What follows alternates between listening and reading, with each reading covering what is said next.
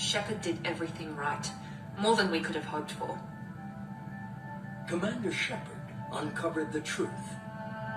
And still, it's not enough. We're at war.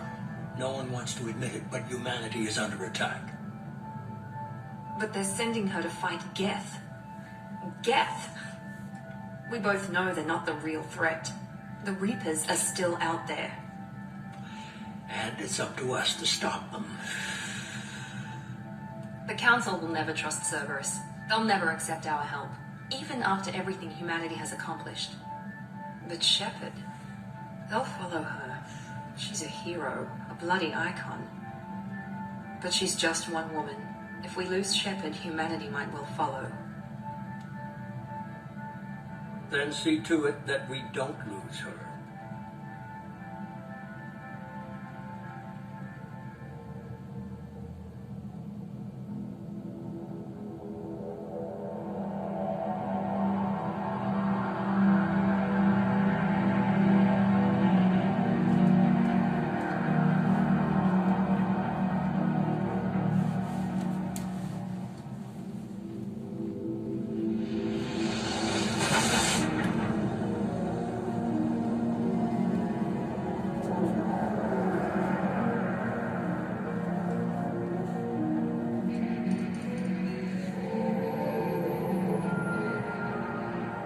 Disengaging FTL drives. Emission sinks active. Board is green. We are running silent. We're wasting our time. 4 days searching up and down this sector, and we haven't found any sign of Geth activity. 3 ships went missing here in the past month. Something happened to them. My money's on slavers. The Terminus system is crawling with them. Picking up something on the long-range scanner. Unidentified vessel. Looks like a cruiser. Doesn't match any known signatures.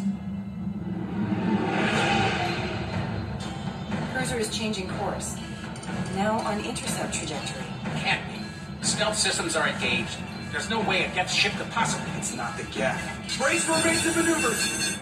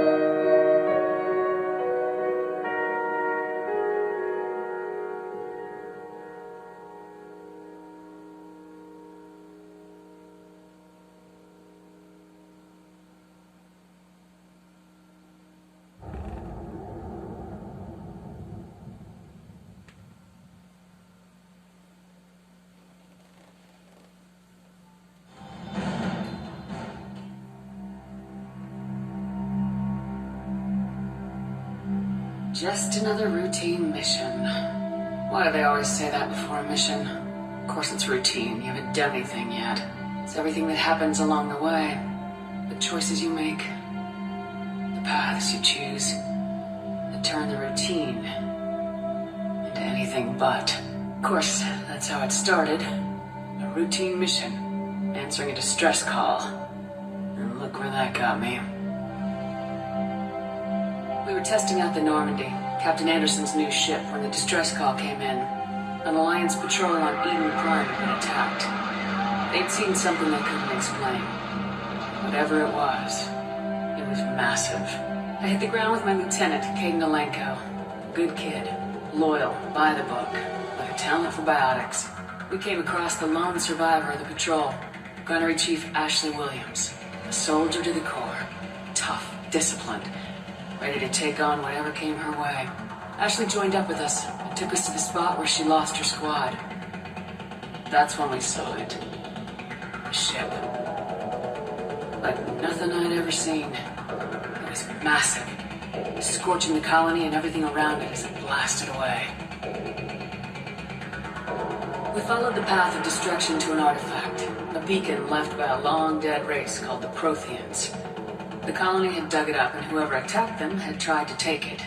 Lieutenant Alenko made the mistake of getting too close. It hit him with some type of energy. I grabbed him and threw him out of the way. That's when it hit me. Hard. Every muscle in my body went rigid. I couldn't move, could barely breathe. Everything went black. And then I saw something. Vision. Dream. A nightmare. By the time I woke up, we were halfway to the Citadel on our way to meet the Council. I was expected to explain what I'd seen. Anderson came along. So did Udina, our political representative on the Citadel. With those two heavyweights, it seemed reasonable we could persuade the Council that the ship we'd seen was a potential threat, as was the individual behind the attacks. The main suspect for the Eden Prime massacre was a Turian Spectre named Saren. He'd been seen by one of the survivors from the colony at Eden Prime, and there was some evidence to suggest that the ship was connected to Saren. But even Udina's pointed accusations weren't enough to convince the Council. They just couldn't believe one of their chosen elite Spectres could be guilty of something like that. They needed proof, which meant I needed proof. Fortunately, I wasn't alone in my search. Garrus, another Turian, wanted to help. A top agent for Citadel security. Despite orders from his superiors that he shouldn't get involved, he told me he was suspicious of Saren and he had some useful leads. More importantly, he was willing to share them. That led me to Rex, the biggest and nastiest looking Krogan bounty hunter I'd ever seen. He turned out to be more than just a brute. It was his intel that led us to a fugitive with incriminating evidence on Saren. The fugitive turned out to be an energetic little Quarian named Tally. A tech expert with a knack for hacking, she procured some information on Saren. Evidence that proved Saren was dirty. Tally's evidence proved that Saren was responsible for the massacre on Eden Prime, and the immense warship we'd spotted was in fact Saren's flagship. But it went much further. Saren was trying to find a way to bring back a race of sentient machines from dark space. Machines allegedly responsible for cleansing the galaxy of all organic life. These Reapers were blamed for wiping out all life 50,000 years ago, including the Protheans, and disappearing back through the mass relays to dark space, leaving no trace that they'd ever been. That explained why Saren was after the beacon, and it made some sense out of my visions, but not much else. We couldn't convince the Council that the Reapers were a threat, but they agreed Saren had to be stopped. They stripped him of his Spectre status and gave me the honor of becoming the first human Spectre. My first task? Bring down Saren. Anderson decided to stay behind, giving up his ship, the Normandy. He told me I'd need it more than he would. He also pointed me in a direction. Liara, a Prothean expert, adept in biotics, and maybe most importantly, daughter of Benezia. Saren's top lieutenant. And like most Asari, as beautiful as she is intelligent, and born with a unique ability to meld with other species, Liara was able to help me decipher some of the vision the beacon had given me. Nothing concrete, but it gave me some clues. And a new appreciation for the Asari. Her technique for accessing my vision was unexpected, but not at all unpleasant. Caden was a little concerned about the connection I shared with Liara. As commander, I knew either relationship had the potential to interfere with the mission. I told Liara about how I felt. Apparently she felt it too. But we agreed we wouldn't let it get in the way of our mission, finding Saren. Thanks to Liara's help, we had our next lead, Venezia. Saren had taken her to Novaria, where he'd enslaved the queen of a dangerous race of insect-like creatures, the Rachni.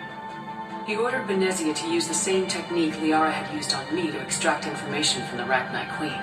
The queen's drones were everywhere, and they were not happy. We had to fight through hundreds of them to get to Venezia. By the time we arrived, Saren was gone, with the information.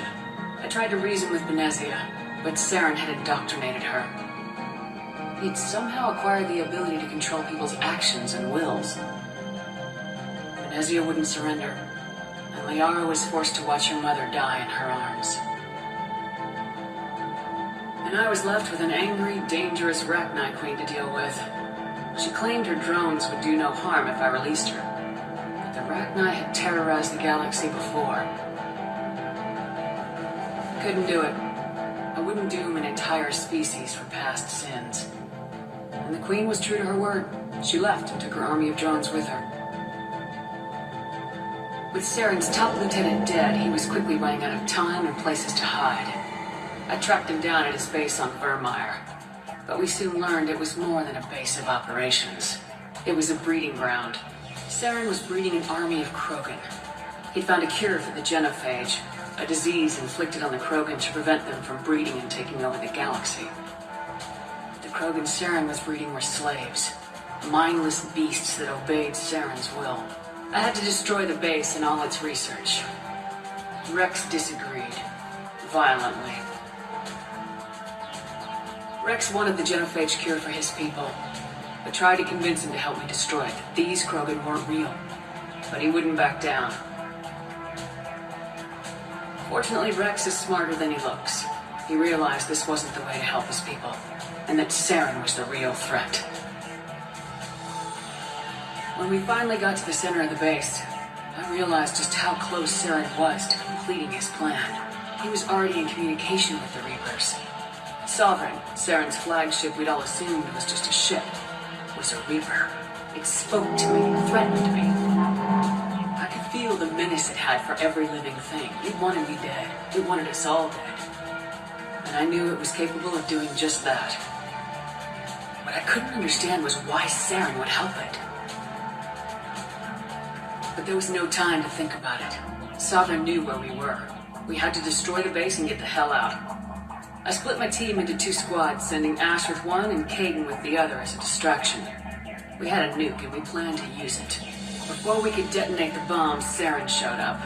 We fought. I stalled him to make time for my team. And in talking to him, I realized the truth. It wasn't Saren who was indoctrinating everyone. It was Sovereign, the Reaper. And Saren was in deeper than all of them. He tried to convince me he was still in control. Said he'd found a way to reduce the Reaper's influence, but he was kidding himself. Or believing the lies Sovereign was telling him. Before I could convince him to stop, he ran, leaving me just seconds to extract my squad mates. I tried, but it wasn't fast enough. I could only save one of them. Caden was a good man and a great soldier, but I had to choose. I chose Ash. That was the last time Saren would slip away from me. I knew then, the next time we met, one of us would die. With my team mostly intact, we chased Saren and his army to Ilos, a long-lost planet that had once belonged to the Protheans. As we prepared for what we knew would be a desperate fight, I spoke to my crew. We were just one ship against Saren's growing army. I assured them all that despite the odds, we could defeat him. Liara saw through my words. She knew I was hurting after Caden's death. She could sense my doubts. We both knew this mission could be our last. Until that moment, we put our feelings aside for the sake of the mission. But why wait? We gave in to each other. And it was perfect. While it lasted. We arrived on Ilos close behind Saren. Once on the planet, we discovered a Prothean databank that helped me put the final pieces of my vision together. The Reapers had come 50,000 years ago. And every 50,000 years before that. Each time purging the galaxy of life. The Protheans had fought and died like every species before them. But a few survived long enough to leave a parting gift. The Protheans had discovered that the Citadel was the key to controlling the mass relays. By sabotaging the Citadel, they found a way to close the relays to dark space, slowing the Reapers' return, giving us the time we needed to find a solution to stop the Reapers once and for all. Saren knew this. He was leading his army to take control of the Citadel and re-establish the relays to dark space, bringing the waiting Reapers here to destroy us all. We followed him to the Citadel. It was intact, but heavily damaged. He'd caught the Council fleets by surprise, and they were only now regrouping. And with Sovereign as his flagship, there was little hope that the fleets could counterattack with enough strength to take back the Citadel. But Saren was done running, and I was done chasing him. As the Alliance and Council fleets battled Saren's army outside the Citadel, I cornered the Turian bastard in the Citadel tower and confronted him. He died believing that the Reapers would save him. As I fought to regain control of the Citadel, the Council's flagship, the Destiny Ascension, fell under attack. Despite Saren's death, Sovereign and Saren's army continued to fight. The Council was aboard the Destiny Ascension and they were requesting assistance. But I knew in order to help them, I would have to put our human Alliance fleet in jeopardy. The Council had to be saved. They represented the hearts and minds of the galactic community. Without them, the fleets would be in disarray. Even with the Citadel back in my control, Saren defeated in the Normandy, leading the combined galactic fleet. The battle against Sovereign, a single Reaper, was relentless. It took the combined fleets of humanity and the other races. But in the end, Sovereign fell. The costs were immense. While humanity's efforts in the war earned us our first seat on the Council, it was a hollow victory. The Reapers were still out there. I knew the fight was far from over, but as the one who'd led the fight against Saren, I was given new responsibilities. The choice of humanity's first counselor was left to me to decide. On the one hand, Udina, the lifetime politician, ruthless and ambitious. He would easily navigate the political landmines that would soon be placed before him. The other choice, Captain Anderson, a career soldier, tough but fair. But a friend, and someone I could trust. Both great leaders in their own right. I didn't much like Udina, but sometimes you need a pit bull on your side. Someone willing to be the bad guy, for the sake of the greater good. The war was over. The threat had passed. In time, the Council would rebuild itself. The Citadel could be repaired. Even the pain of lost friends would fade. None of that mattered if the Reapers were still out there. And if they were all as powerful as Sovereign, we had to find a way to stop them. I had to find a way. I gathered my crew, took my ship, and went in search of answers. Officially, the Council would only say I was assigned to cleanup duty, routing out any remnants of Saren's army. Just another routine mission